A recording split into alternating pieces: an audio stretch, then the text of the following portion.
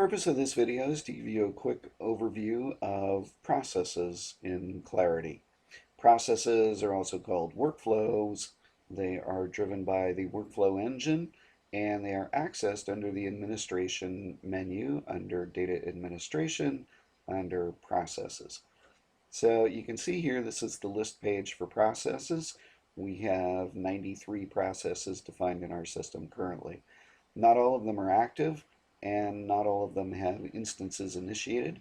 Some are in draft mode, some are out-of-the-box processes that come with the system that you can modify as needed, which we haven't needed. Others are ones that we've created. So the typical list screen, I can filter for a particular process. I'm going to take a look at a process that unlocks a field. And I'm going to look at one that's associated with the service enhancement request object. So if I drill into SIR unlock field, this is the overall structure of the workflow pages. And I'm not going to get into the details of how you create a new workflow or how you edit one. This video is just going to focus on the basics and the foundational pieces, and I'll have separate videos to look at that stuff. So we're going to look at each of these tabs in turn. The Properties tab shows you the process name, its ID, the customer source, which I think is only used for information and filtering. I always just leave it at customer when I create a new workflow. The description field, this is pretty terse, and I'll take responsibility for it. I should have made it a little better. But you should also put in the creator and the date that it was created, because I find those to be quite useful and they're sometimes not available. The mode down here, active, draft, and on hold, indicates the state of this particular workflow. So this one's active, that means it's available to be executed. It's also available to be put into draft mode, and in order to make any changes to it, you have to have it in draft mode. If you have an active workflow that you have instances initiated, in other words, it has been run, then you won't see the draft option. And if you want to turn it off, the best way to do it is to put it on hold. And that will prevent anyone from executing this process, and it also doesn't allow any changes unless you change it to draft mode. The Objects tab indicates what object this process is associated with. So in this case, the object type over here is Service Enhancement Request. You can create an object on any, you can create a process on any object in the system. So you can create a process associated with a project, an idea, a cost plan, an application, or as in this case, a service enhancement request. Start options let you define the conditions under which this workflow can be initiated. So there are two choices, on demand and auto start.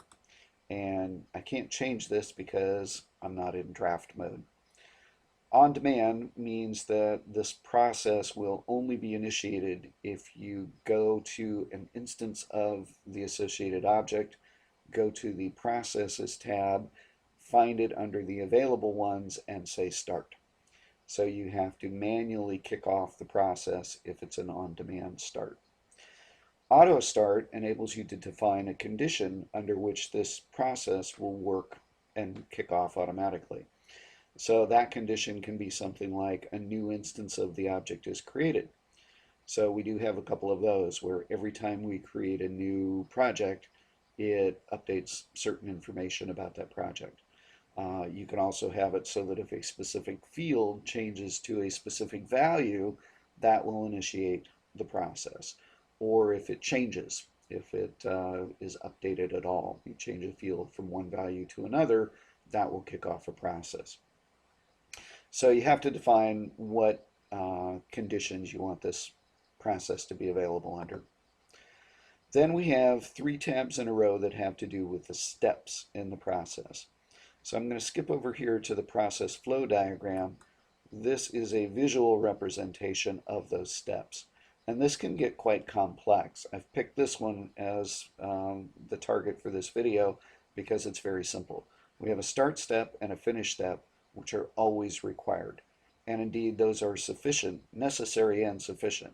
to use my old mathematical terms, you can have a process that only has a start and a finish step. In this case, I have one additional step, which is to unlock a specific field.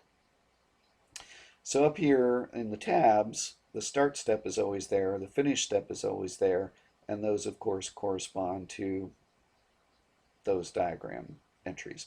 But the steps tab can have a list of steps that all show up in this diagram. If I drill into the start step, this is the normal layout of the screen associated with a step. If I go to steps, I get a list of all the steps in the workflow, and if I drill into one of those, I get essentially the same screen. So I have a name, an ID, a description, and I can define a group of steps.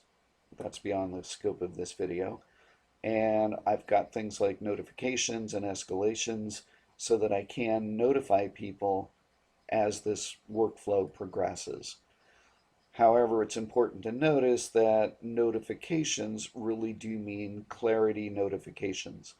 And those are visible if you have your notifications portlet displayed on your homepage and you see, oh, I've got a new notification.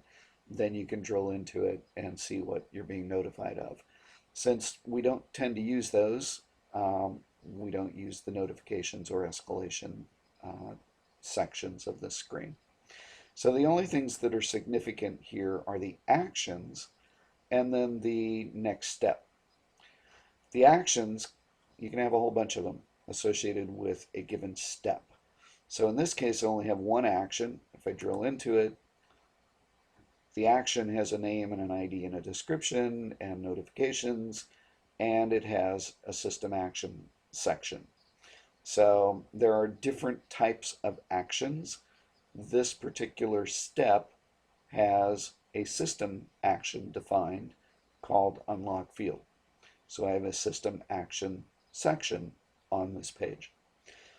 In this case, I can do a couple of different things. I can only affect the object that this process is associated with, but I can basically lock and unlock fields, and I can set fields to a specific value.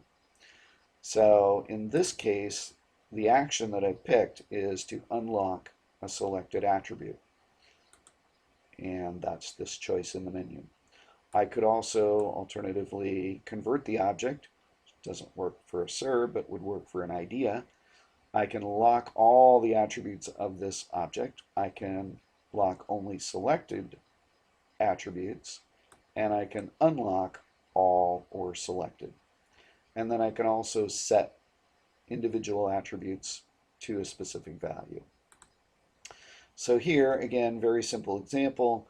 This step has one action, and that action is to unlock one field. So it's about as simple as it gets. How do I pick the field? I go into the binoculars here, and I get a list of all the attributes of this object, and I can pick the one that I want to unlock. And notice this is a multi-select. I can come in here and say I want to unlock all of these guys and add. And now I've got multiples. The other section of this that's significant is the next step. So down here, after the step is done, I've got an if-then indicator of where I go next. So in the process flow diagram, we saw arrows between the steps. This is where you define where those arrows go. So in this case, the unlock field step is going to go to the finish step when it's done. If I return out of this and I look at the start step, I can see that after I start, which has no actions in this workflow, I then go to the unlock field step. So that is what defines this flow. If I have a workflow that has a step that doesn't go anywhere, I'm not going to be able to activate the workflow, because the other tab of significance here is the validation tab. And in the validation tab, in order to make this workflow available, I need to validate and activate it. So if I say validate all and activate, that will look at every one of these steps, figure out if there's any errors in it, and if there aren't, then it will activate and set the mode to active. So that's a very quick overview of workflows. And again, I will get into modifying them and creating them in separate videos. So now that you know about workflows, you rock.